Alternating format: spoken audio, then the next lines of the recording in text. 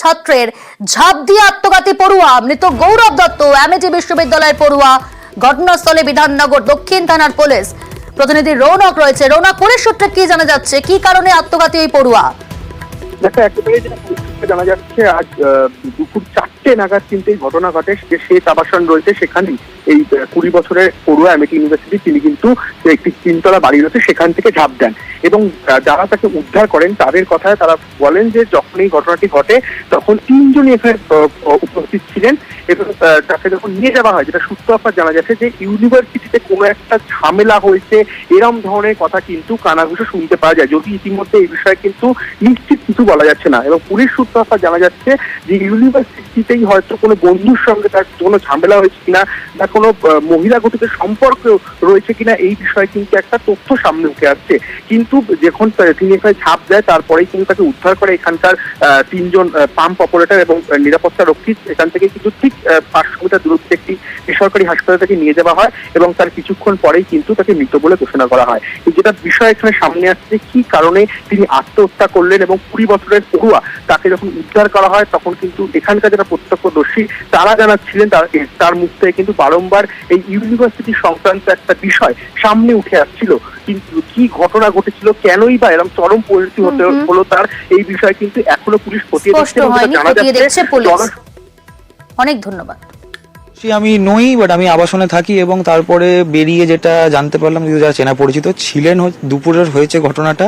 সেই সময় ছিল বলতে আমাদের পাম্প অপারেটর, 2 জন সিকিউরিটি গার্ড, তারা দেখেছে এবং যে বিল্ডিং এ হয়েছে সেই বিল্ডিং এর তারা যেটুকু শব্দ শুনেছে সেটার উপরই বেস করে পুরোটা এখন হচ্ছে। তো এই পাম্প অপারেটরই একে তুলেছে এবং তারপরে এই সিকিউরিটি 2 জন পাম্প অপারেটর প্লাস আমাদেরই এখানের আর একজন মিলে তাকে তুলে নিয়ে হসপিটালে নিয়ে গেছে।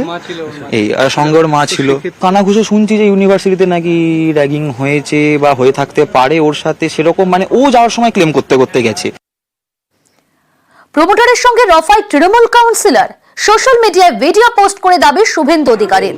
প্রমোটারের সঙ্গে টাকার অফার ভিডিও পোস্ট। কলকাতা পৌরসভার কাউন্সিলর ছন্দা সরকারের বিরুদ্ধে অভিযোগ।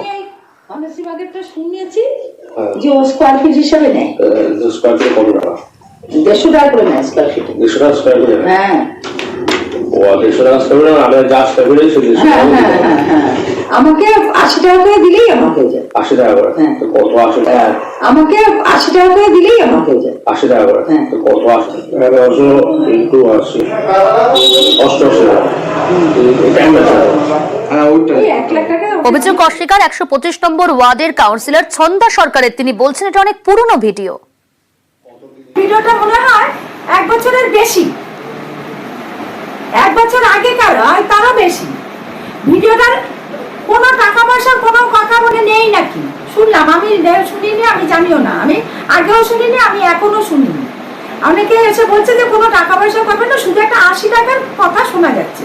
80 টাকা আমি যে তাহলে হয়তো ওনারা আমাকে কোনো প্রশ্ন করছে, তাতে আমি একটা কথা বলেছি তাদেরকে যে আমি 80 টাকাতেও যাবো না, 100 টাকাতেও যাবো না, আমি ইনলিগাল কাজ হলে আমি কর্পোরেশনকে দিয়ে আপনার বিল্ডিং বানিয়ে দেবো, টাকাটা বিল্ডিং এ খরচা করুন, করে ওইটাকে লিগাল করবে, ইনলিগাল কেস হলে আমি কিন্তু বানাবো।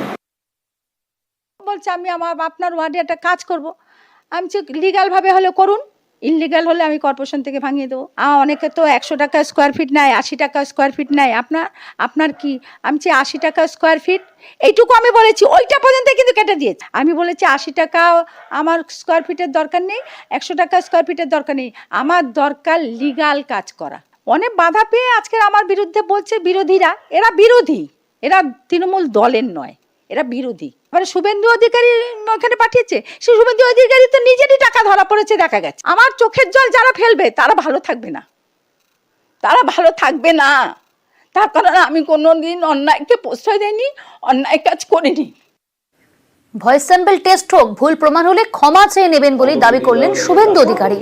অভিযোগ খতিয়ে দেখবে দল, প্রতিক্রিয়া দিলেন কুণাল ঘোষ। অভিযোগ কি আনবো? প্রমাণ দিয়েছি, ওনার বাড়িতে পুলিশ যাবে, ইডি যাবে। ওই ছবিটা উনার নয়, ওটা উনি বলেননি। মামলা করুন, আমি বলবো ওই ভিডিওটা ফরেন্সিকে পাঠিয়ে দিতে, ওনার গলা থেকে কাকুর মতো ভয়েস স্যাম্পল নিতে। তারপরে যদি ভুল প্রমাণ হয় আমি ক্ষমা চেয়ে নেবো। আমি তো প্রমাণ দিয়ে দিয়েছি। বিরোধী দলনেতা যে টুইট করেছেন তাতে যে ভিডিওটা রয়েছে, যে একজন কাউন্সিলর কোনো কিছু বলছেন তো আমাদের প্রথম দেখতে হবে ভিডিওটা ঠিক না ভিডিওটা ফেক। কাউন্সিলর কোন প্রসঙ্গে এই কথাগুলি বলেছেন, কেন এই কথাগুলো, এই শব্দগুলো উচ্চারিত হলো, এগুলো নিশ্চয়ই দল তার কাছে জানতে চাইবে। আর এগুলো যদি অভিযোগ যদি ঠিক হয় তাহলে নিশ্চিতভাবে তার বিরুদ্ধে কড়া ব্যবস্থা নেওয়া প্রয়োজন। যদি জানতে পারেন যে কে বা কারা করছে, তাহলে তো ওনারই উচিত ছিল আগে গিয়ে কমপ্লেনটা করা। অভিষেক বন্দ্যোপাধ্যায়ের নাম করে তোলাবাজি, মেয়রের ওএসডি কালীচরণ বন্দ্যোপাধ্যায়ের বিরুদ্ধেই অভিযোগ। শেক্সপিয়ার সরণি থানায় অভিযোগ দায়ের। ক্যামাক স্ট্রিটের অফিস থেকে অভিযোগ দায়ের করা হয়েছে। অভিযোগের কপি পাঠানো হয়েছে ডিসি সাউথের অফিসে। জানতে পারলে আগেই তদন্ত হতো, মন্তব্য মেয়র ফিরহাদ হাকিমের।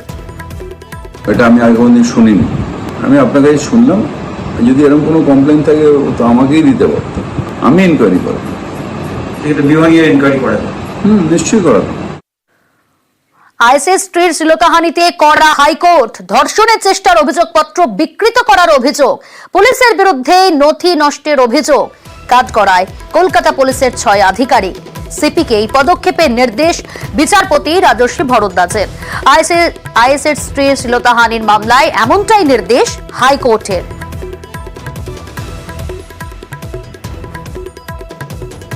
আইএসএস স্ত্রী শ্লীলতাহানিতে কড়া হাইকোর্ট। ধর্ষণের চেষ্টার অভিযোগপত্র বিকৃত করার অভিযোগ আর পুলিশের বিরুদ্ধেই নথি নষ্টের অভিযোগ। কাঠগড়ায় কলকাতা পুলিশের 6 আধিকারিক। সিপিকে পদক্ষেপের নির্দেশ বিচারপতি রাজশ্রী ভরদ্বাজের। আইএসএস স্ত্রী শ্লীলতাহানির মামলায় এমনই নির্দেশ হাইকোর্টের। ছাত্রীর কাউন্সেলিং এ শিক্ষকের কুকীর্তি ফাঁস। মানসিক অবসাদগ্রস্ত পড়ুয়াকে নিয়ে চিকিৎসকের কাছে পরিবার, আর তাতেই বারুইপুরে শিক্ষকের ঘৃণ্য রূপ প্রকাশ্যে। কোচিং সেন্টারে দিনের পর দিন নাবালিকা পড়ুয়াকে ধর্ষণ, পরিবারের অভিযোগেই গ্রেফতার গৃহশিক্ষক। মানসিক অবসাদে চলে গিয়েছিল এক নাবালিকা পড়ুয়া। কাউন্সেলিং করাতেই বোঝা যায় সে দীর্ঘদিন নির্যাতনের শিকার। এতেই বারুইপুরে গৃহশিক্ষকের কুকীর্তি ফাঁস। ছাত্রীকে দিনের পর দিন ধর্ষণের অভিযোগে পুলিশের জালে।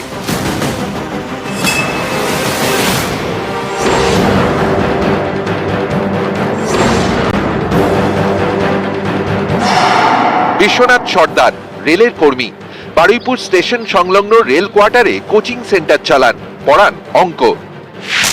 অভিযোগ, এই কোচিং সেন্টারেই হুমকি দিয়ে দিনের পর দিন ধর্ষণ করেন এক নাবালিকা পড়ুয়াকে। এও অভিযোগ, নির্যাতনের জেরে মানসিক অবসাদের শিকার হয় কিশোরী। শেষমেশ ওই ছাত্রীর কাউন্সেলিং করাতে বাধ্য হয় তার পরিবার। কাউন্সেলিং করাতেই শিক্ষকের কীর্তি ফাঁস। শিক্ষক সম্পর্কে পরিবারকে সবকিছু জানায় ছাত্রী। পরিবারের দাবি, একাধিক ছাত্রীর উপর যৌন নির্যাতন চালিয়েছেন গৃহশিক্ষক বিশ্বনাথ সর্দার। এ নিয়ে বৃহস্পতিবার তারা থানায় অভিযোগ দায়ের করে। তারপরই অভিযুক্ত গৃহশিক্ষককে গ্রেফতার করে বারুইপুর থানার পুলিশ। এখন আমি চাইছি দুটো কোচিং বন্ধ হয়ে যাক, প্লাস ও এখন ভালোভাবে ওর উপযুক্ত শাস্তি হবে, আর ও যেন বেরিয়ে আর কারোর কোনো মেয়ের দিকে চোখ খুলে না তাকায়, ক্ষতি করে। নিউজ 18 বাংলা। একটু ওয়েদার আপডেটের দিকে নজর রাখি এবার। বুধবার থেকেই বৃষ্টিতে ভিজছে উত্তরবঙ্গ। শনিবারও ভারী বৃষ্টির সম্ভাবনা উত্তরবঙ্গের 3 জেলায়। এরই মধ্যে তিস্তায় বাড়ছে জলস্তর, ফিরছে আতঙ্ক। মেকলিগঞ্জ